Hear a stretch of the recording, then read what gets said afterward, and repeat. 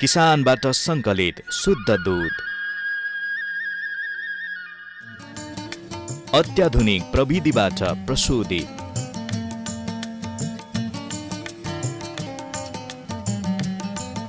मिसावट रहित NMC dairy product, आधिकारिक वितरण केन्द्र मार्फत शुद्धताको प्रतीक एनएमसी डेयरी प्रोडक्ट सेवन गरौं, स्वस्थ रहौं। श्री सतासी बहुमुखी सहकारी संस्था लिमिटेडको पूर्ण स्वामित्वमा सञ्चालित सतासी डिपार्टमेन्ट स्टोर दैनिक उपभोग्य सामग्री, पूजा सामग्री, गिफ्ट आइटम, कस्मेटिक आइटम, खेलौना, पेय पदार्थहरूका साथै सम्पूर्ण घरायसी सामग्रीहरू सुपथ मूल्यमा खरिद गर्नका निम्ति हामीलाई सम्झनुहोस्। सतासी डिपार्टमेन्ट स्टोर, कृषि थोक चोक, बेतामोड 5 झापा। Phone number 023 540 587।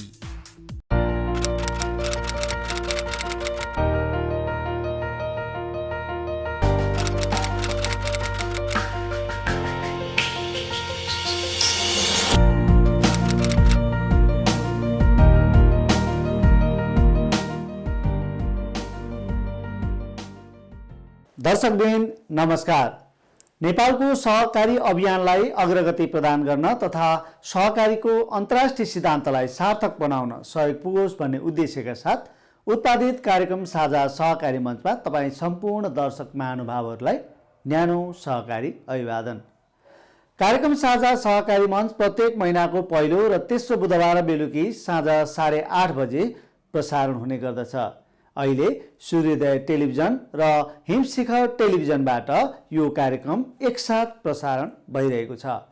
यो सँगै www.sajamanch.com, युट्युब र sajamanch.com को अफिसियल फेसबुक पेजबाट पनि अहिले एकसाथ प्रसारण भइरहेको छ।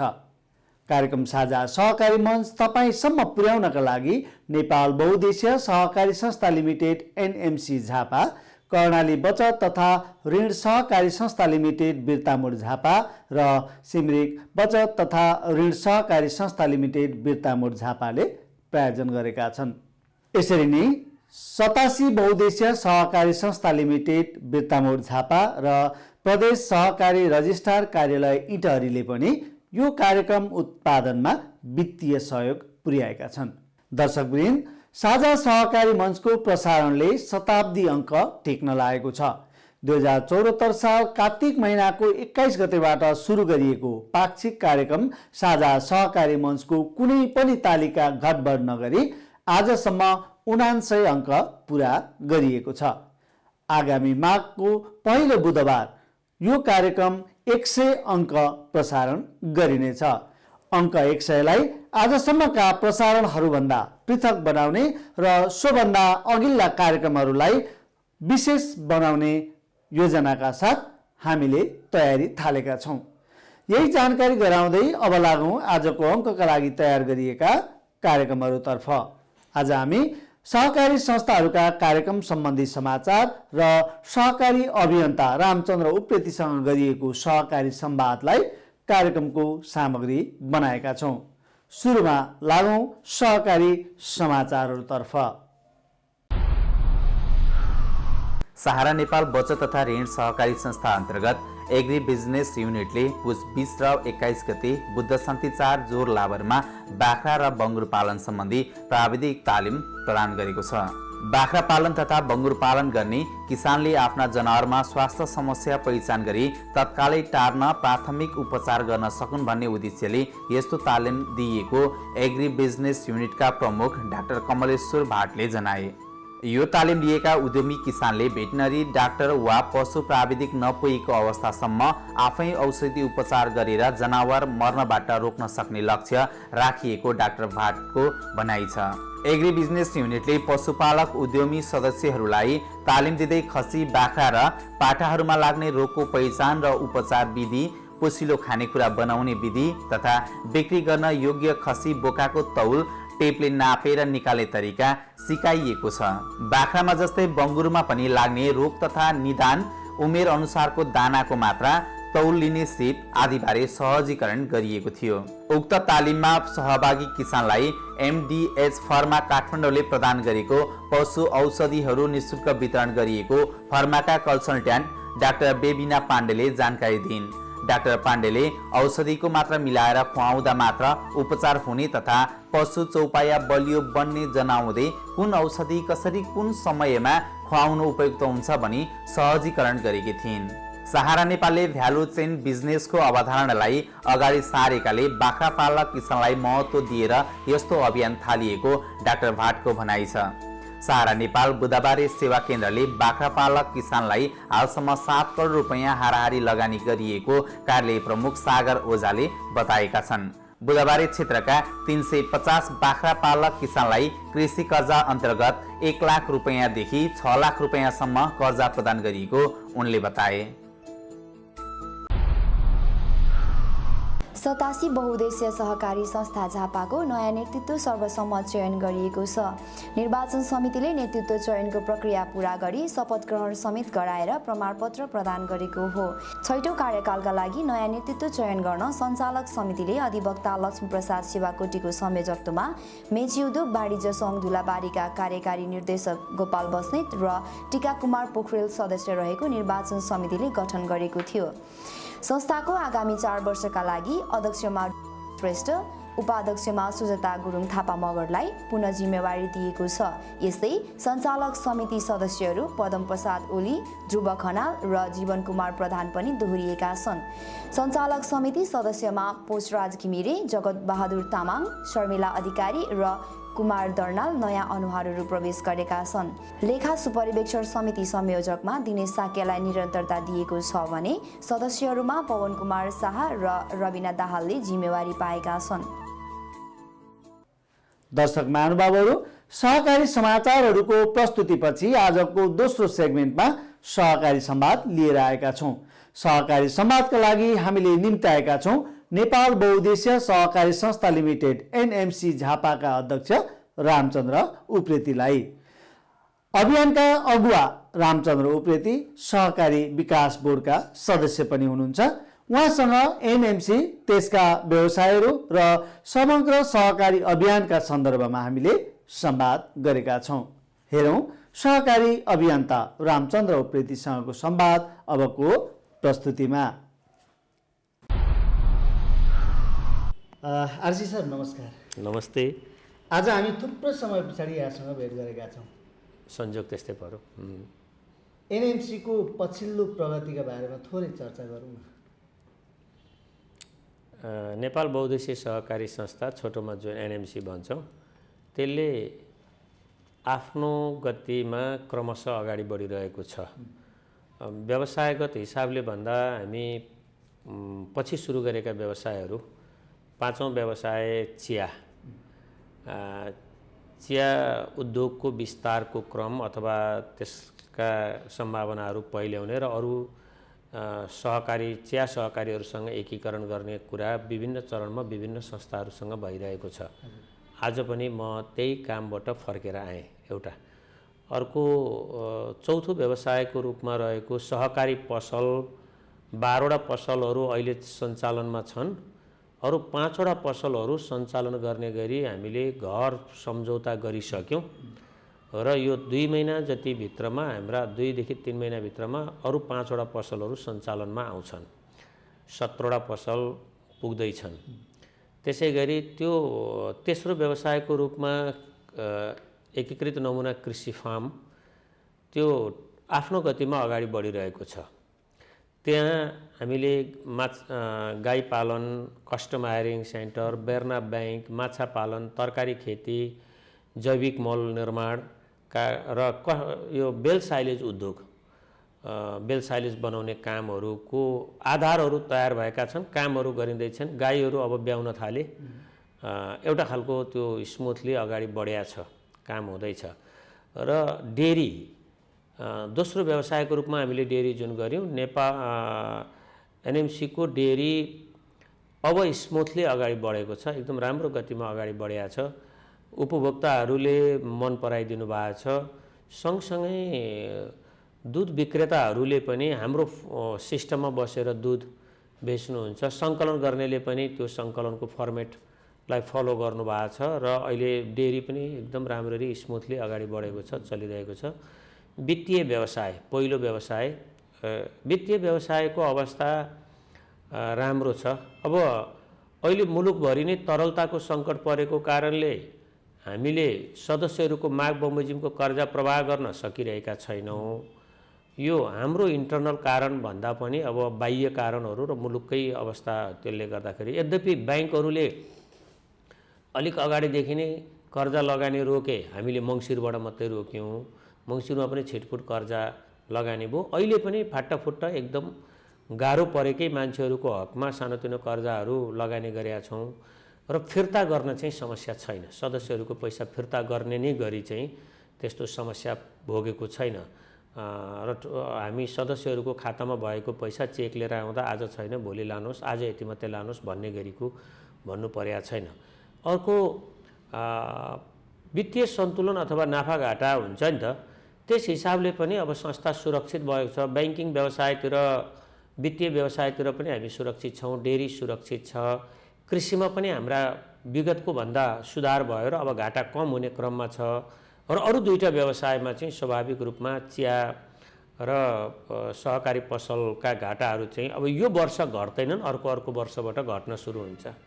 अहिले हामी सुरक्षित बाटोमा छौँ। अर्थात् हामी नेपाल बहुउद्देश्यीय सहकारी संस्था समग्र हिसाबले स्मुथली चलिरहेको छ। चलिरहेको छ। यो तरलताको समस्या जुन छ अहिले, यो क्राइसिस चलिरहेछ, सबै ब्याङ्कहरू, सबै वित्तीय संस्थामा यो क्राइसिस छ। एनएमसीले चाहिँ त्यो क्राइसिसलाई कसरी धानिरहेको छ? यो क्राइसिस कसरी भयो भन्ने कुरा पनि अलिकति जोड्दा राम्रो हुन्छ होला। आर्थिक वर्षको सुरुमा एग्रेसिभली लगानी गर्ने कुरा सबैले गरे, एनएमसीले पनि गर्यो। त्यो एउटा अरूले पनि गल्ती गरे, हामीले पनि गल्ती गऱ्यौँ। त्यसलाई त्यसरी बुझ्दा हामीले त नयाँ प्रोडक्ट नै लन्च गऱ्यौँ। 9.9 मा त हामी लगानी नै गर्न विज्ञापन गऱ्यौँ। सुरुको दिनमा त्यो गल्ती भएको थियो। तर पछि चाहिँ अब सदस्य केन्द्रित र समुदाय केन्द्रित सहकारी संस्थाहरूको व्यापार हो, हाम्रो एनएमसीको पनि त्यही हो।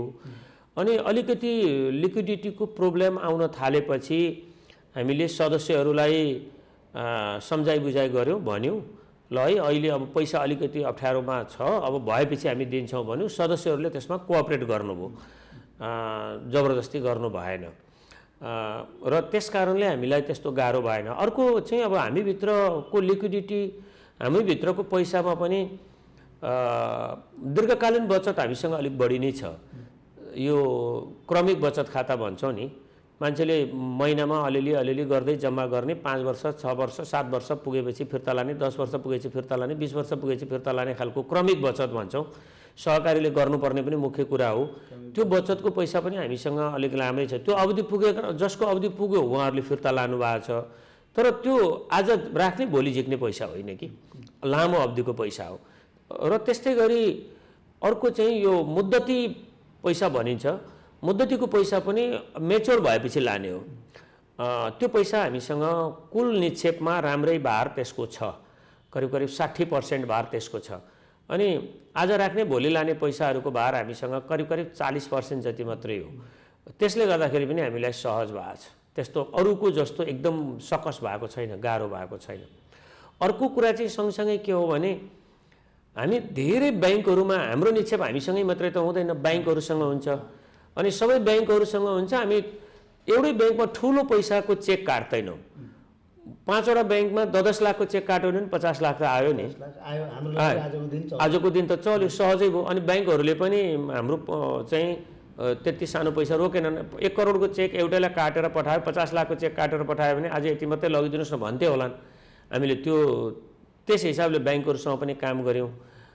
त्यस कारणले पनि हामीलाई म्यानेज गर्न गाह्रो भएको छैन। अर्को सँगसँगै हाम्रा चाहिँ सेवा केन्द्रहरू धेरै छन्। कुनै सेवा केन्द्रको भल्टमा पैसा घट्यो भने अर्को सेवा केन्द्रबाट, अर्को शाखाबाट हामी पैसा पठाउन सक्छौँ। त्यसले गर्दाखेरि पनि त्यस्तो असहज छैन। हामीले विभिन्न कार्यालयहरू छन् हाम्रा 40-42वटा 47वटा कार्यालयहरू छन्। त्यहाँको कार्यालयगत उपसमितिले कर्जाको फाइलहरू अगाडि बढाएर अहिले कर्पोरेटमा थन्केको छ। 25-30 करोडको चाहिँ स्वीकृति भएको, त्यो चाहिँ कहिलेदेखि लगानी गर्न सक्ने अवस्था बन्छ यहाँहरूको संस्थामा? त्यो पनि समझदारीमै हो। हामीले सदस्यहरूलाई ल अब तपाईँहरूको पैसा कर्जा स्वीकृति भएको छ, तलबाट आएको छ, अब यहाँ अलिकति सहज हुँदा हामी यो लगानी गर्छौँ भनेर भनेका छौँ। र सदस्यहरूले के बुझ्नु भएको छ भने अहिले यो एनएमसीको आन्तरिक कारण होइन, समस्या छ भन्नुभएको छ। साना साना कर्जाहरू र एकदमै गाह्रो साह्रो परेका मान्छेहरूलाई हामीले औषधि उपचार गर्न जाने, घर के अरे अब बिहा गर्ने सबै लगन सगन ठिक्क भइसकेका हुन्छन् नि त, त्यस्ता मान्छेहरू हुन्छन्। कतिपय अति जरुरी कुराहरूलाई हामीले रोक्या पनि छ, परिस्थिति बुझेर लगानी चाहिँ तर ठुलो रकम होइन, सानो सानो रकम चाहिँ रोकेका छौँ, के अरे दिएका छौँ, ठुलो रकमलाई रोकेका छ। अब कहिलेदेखि होला भन्दा मेरो अन्दाज हो यो, म अब त्यस्तो धेरै विश्लेषण मेरो पुग्ला कि नपुग्ला, पुसभरि यो स्थिति रहन्छ। अब माग लागेपछि चाहिँ अलिक सहज हुन्छ भन्ने मेरो अनुमान छ। त्यसको कारण चाहिँ अनुमानका आधारहरू के हुन् भने पुसभरिमा राज्य कोषमा अब अहिले पैसा अझै केन्द्रित हुन्छ। यो अर्धवार्षिकमा बुझाउनु पर्ने पैसाहरू राज्यको ढिकुटीमा त बुझाउनु पर्यो, राजस्वहरू त बुझाउनु पर्यो। त्यो पुस मसान्तमा धेरैले बुझाउँछन् र त्यो राष्ट्र ब्याङ्कमा केन्द्रित हुन्छ। एउटा कारणले त्यो अहिले यति सहज हुँदैन, एउटा कारण त्यो।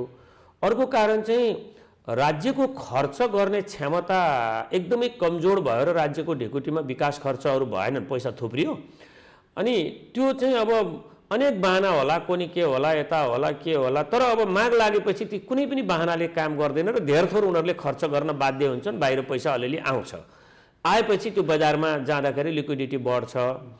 यहाँ त सहकारी विकास बोर्डको सदस्य पनि हुनुहुन्छ। हजुर, अहिले चाहिँ सहकारी विकास बोर्ड लगायत सहकारी अभियान, सहकारी संस्था अनि राज्य सबै बसेर यो ब्याज बढाउने कुरा र ब्याजलाई समायोजन गर्ने कुरा चलिरहेछ।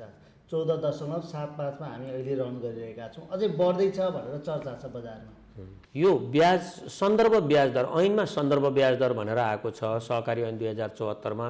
सन्दर्भ ब्याज दर कायम गर्नका लागि अथवा त्यसका बारेमा बेला बेलामा त्यो ब्याज दर तोक्नका लागि सहकारी विभाग र सहकारीका केन्द्रीय निकायहरू, अरू केन्द्रीय निकायहरू, अभियानका केन्द्रीय निकायहरू र केही पदेन सदस्यहरू भएर त्यो चाहिँ सन्दर्भ ब्याज दर समय सापेक्ष बनाउने काम गरिन्छ।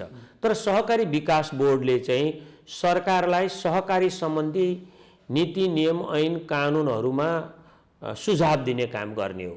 त्यसले सन्दर्भ ब्याज दरमा सहकारी विकास बोर्डको प्रत्यक्ष संलग्नता हुँदैन, तर सुझावहरू सल्लाहहरू त्यो निकायले सहकारी विकास बोर्डसँग लिँदाखेरि दिने कुरा चाहिँ फेरि हुन्छ, किनभने त्यो सहकारीको एउटा निकाय हो। यो अब सन्दर्भ ब्याज दरका बारेमा अहिले 14.75 जुन छ त्यो आफैमा बेठिक ब्याज दर होइन। तर अब सहकारीभित्र कस्तो छ भने निक्षेप पनि अलिक धेरैमा लिने, 14-15% मा निक्षेप पनि लिने, अनि त्यसमाथि बढाएर लगानी गर्ने खालका चलनहरू पुरै रोकिएका छैनन्। सन्दर्भ ब्याज दर 14.75 भनेर सन्दर्भ ब्याज दर तोक्ने निकायले तोकिदियो। अब धेरै सहकारीहरूले त्यसलाई फलो पनि गरेका छन्, मान्या पनि छन्।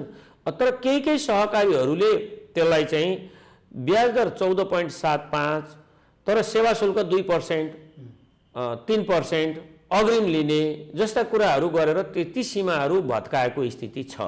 अनि त्यो चाहिँ आफैमा बेठिक कुरा हो र हाम्रो नीति बनाउने तर नीति नियमन गर्ने कुराको अलिक फितल स्थिति भएको कारणले गर्दाखेरि ती धेरै कार्यान्वयनमा पनि देखिया छैनन्।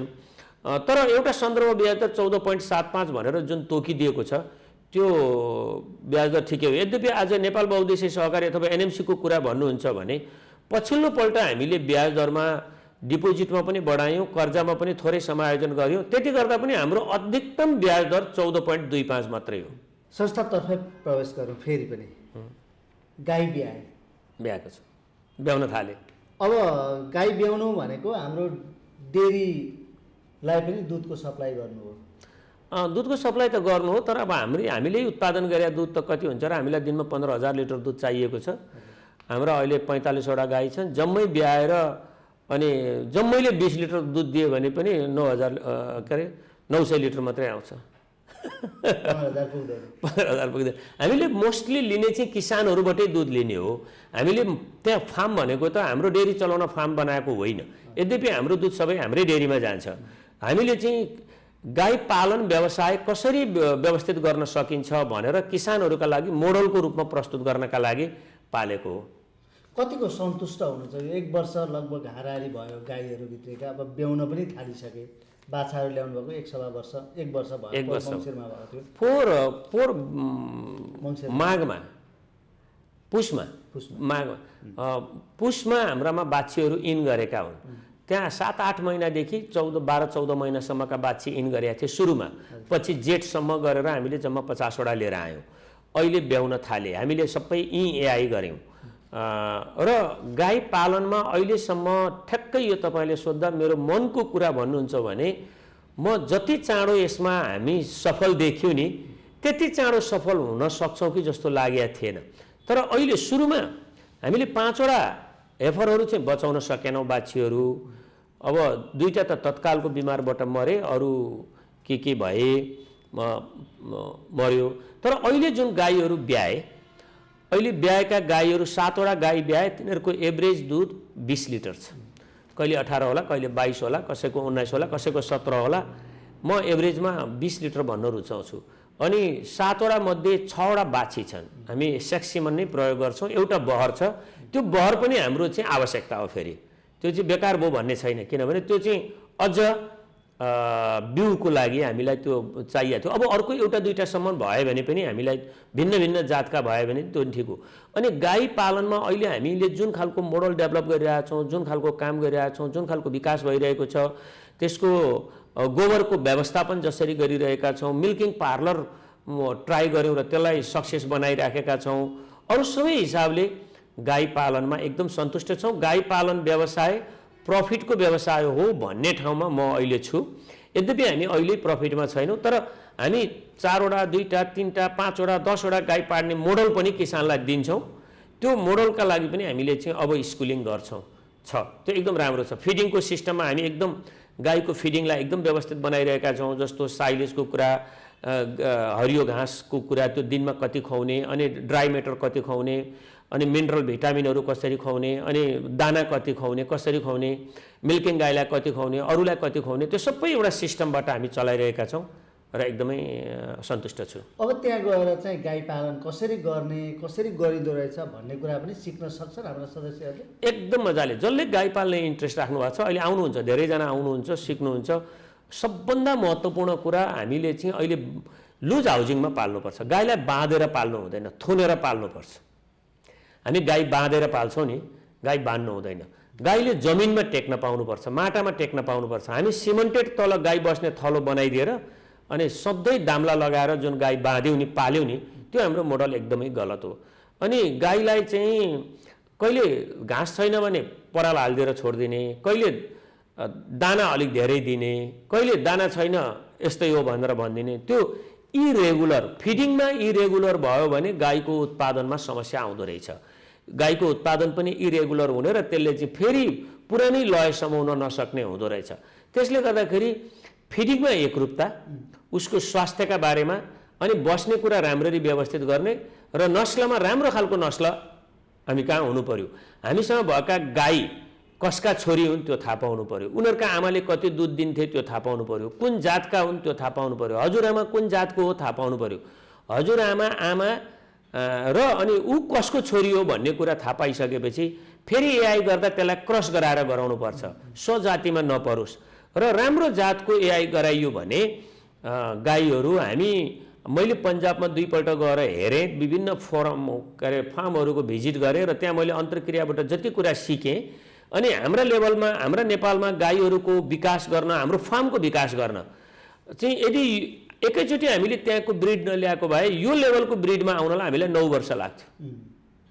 हामीले यहाँको गाईहरूलाई डेभलप गर्दै जाँदाखेरि 9 वर्षमा मात्रै हामी यो लेभलमा पुग्थ्यौँ। एकैचोटि उहाँबाट हामीले चाहिँ उन्नत जातका हेफर अनि त्यही अनुसारको एआई गर्ने सिमेन्ट, अन्तर्राष्ट्रिय कम्पनीका सिमेन्टहरू हामीले लगाएर अहिले ठ्याक्कै त्यसको घर, गोठ, लुज हाउजिङ, फिडिङ, उपचार, यी सबै कुरा र नस्ल यो कुरामा हामी एकैचोटि एउटा यति फड्को मार्यौँ कि हामी 9-10 वर्षमा गर्ने काम हामीले यो 1 वर्षमा गऱ्यौँ र अब हामीबाट निस्किने जति पनि हेफर बाछीहरू हुन्छन् तिनीहरू एकदम उन्नत क्वालिटीका हुन्छन्। एनएमसी को स्थापना 2050 सालमा भयो। यहाँबाट 2072 साल भनेको 22 वर्ष पछाडि संस्थाले डेरी उद्योग सुरु गर्यो, व्यवसायमा विविधीकरण सुरु गर्यो। 72 बाट 78 आउँदै गर्दा जम्मै 6वटा वर्ष मात्रैमा 4-4वटा व्यवसाय थपिसक्नु भएको छ। अबको लक्ष्य, अबका व्यवसाय विविधीकरणका लक्ष्य कति हुनेछन्, कस्ता हुनेछन् र कहिलेसम्ममा यहाँले फड्को मार्नुहुनेछ? अब हामी वर्षमा 1-2 बिजनेस नयाँ व्यवसायहरू थप्छौँ र ती मध्ये धेरै जस्तो एग्रिकल्चर सेक्टरमै हुन्छन्, कृषिकै क्षेत्रमा हुन्छन् र कृषिको क्षेत्रमा नै हामीले सहकारीले धेरै काम गर्नुपर्छ। यो मोडलमा हामी जान्छौँ। अब कृषि इन्डस्ट्रिजहरू, तेल उद्योग, चामल उद्योग, दाना उद्योग जो कृषि बेसका छन्, अनि कृषिका उत्पादनहरू, कच्चा उत्पादनहरू, कृषि मार्टहरू बनाउने, हामी सब्जीहरू अरू खालका उत्पादनहरू बिक्री गर्ने मार्टहरू पनि बनाउने, यो खालको कन्सेप्टहरू हामीसँग छन् र अगाडि जान्छौँ। अब भविष्यमा हामी शिक्षा र स्वास्थ्यमा पनि जान्छौँ। ऐनले हामीलाई ठाउँ दिने बित्तिकै हामी शिक्षामा जान्छौँ र स्वास्थ्य क्षेत्रमा पनि सहकारीले काम गर्नुपर्छ भन्ने सोचाइ छ। वित्तीय व्यवसाय बाहेकका अन्य 4वटा व्यवसायमा सन्तुष्ट हुनुभएको व्यवसाय कुन हो? डेरी र कृषि फार्म हो। डेरी हामी वित्तीय हिसाबले पनि सुरक्षित भयौँ, बजारका हिसाबले पनि सुरक्षित भयौँ। उत्पादन त्यसले अहिले 4000-4500 किसानलाई जोडेको छ, धेरैलाई रोजगारीसँग जोडेको छ, दुधको गुणस्तर बढेको छ। हाम्रो मात्रै बढेन नि, हाम्रा कारणले त बजारमा आउने टोटल दुधको गुणस्तर बढ्यो, त्यसले मान्छेको हेल्थमा सुधार गरेको छ र दुधको क्वालिटी बढ्नु भनेको मान्छेको हेल्थको सुधार पनि हो, उत्पादन पनि बढ्यो, किसान कहाँ पैसा गयो, एकदम त्यो पहिलो व्यवसायबाट सन्तुष्ट छु। दोस्रो व्यवसाय कृषिको घाटा यो वर्ष मात्रै हो अधिक हुने, अर्को वर्षदेखि घाटा कम हुँदै जान्छ। यही महिनाबाट घाटा कम हुन थाल्यो, अघिल्लो महिनाहरूसम्म घाटा जुन रेसियोमा थियो, कार्तिकमा जुन रेसियोमा थियो मङ्सिरमा घटेको छ, पुसमा घट्छ, माघमा घट्छ। हामी चाहिँ त्यसको चाहिँ घाटा घटाउँदै जान्छौँ र अर्को वर्षसम्ममा हामी कृषिलाई पनि सञ्चालन खर्च धान्ने ठाउँमा पुर्याउँछौँ र कृषिबाट पनि हामीले धेरै मान्छेलाई जोडेका छौँ। कृषिको व्यावसायिकीकरण र आधुनिकीकरण गर्नका लागि हामीले जुन प्रयास गरिरहेका छौँ त्यो अब बिस्तारै बाहिर देखिने स्तरमा पुग्छ, एक्सपोज हुन थाल्छ। त्योबाट पनि म बिल्कुलै सन्तुष्ट छु। अब त्योभन्दा पछाडिको व्यवसाय भनेको सहकारी पसल र चिया, यी व्यवसायहरूमा हामी अहिले नै सन्तुष्ट भइहाल्नेछ। अहिले हामी त्यसमा सङ्घर्षै गर्दैछौँ र त्यसलाई पनि पार्न लगाइकन त धरै छैन, पार त लाउनै पर्छ। हुन्छ आशिष सर, समय दिनुभयो, यहाँलाई धेरै धेरै धन्यवाद। हवस्। दर्शक महानुभावहरू, यिनै प्रस्तुतिसँगै आजको लागि कार्यक्रमको समय सकिएको छ। प्रस्तुत कार्यक्रमको पुनः प्रसारण हिमशिखर टेलिभिजनमा बिहिबार बिहान 10 बजे र शनिबार बिहान 12 बजे पनि पुनः प्रसारण गरिनेछ। यस्तै सूर्योदय टेलिभिजनमा बिहिबार दिउँसो 12 बजे र शुक्रबार बिहान 11 बजे पुनः प्रसारण गरिनेछ। यो सँगै www.sajamanch.com लगअन गरी तपाईँले चाहेको समयमा यो कार्यक्रमलाई विश्वभरबाट हेर्न सक्नुहुनेछ। साझा मञ्चका सबै प्रस्तुतिहरू युट्युबमा पनि हेर्न पाइनेछ। प्रस्तुत कार्यक्रमलाई तपाईँसम्म पुर्याउन वित्तीय सहयोग गर्ने एनएमसी झापा, कर्णाली साकोस झापा, सिमरिक साकोस झापा, प्रदेश सहकारी रजिस्ट्रार कार्यालय इटरी र 87 बहुद्देश्य सहकारी संस्थाप्रति हार्दिक आभार व्यक्त गर्दछौँ। हवस् त, यतिन्जेल हामीलाई हेरेर साथ दिनुभएकोमा तपाईँलाई धेरै धेरै धन्यवाद। कार्यक्रमबाट साझा सहकारी मञ्चको सम्पूर्ण युनिटसहित कार्यक्रम प्रस्तुता मलाई पनि बिदा दिनुहोस्। नमस्कार, जय सहकारी।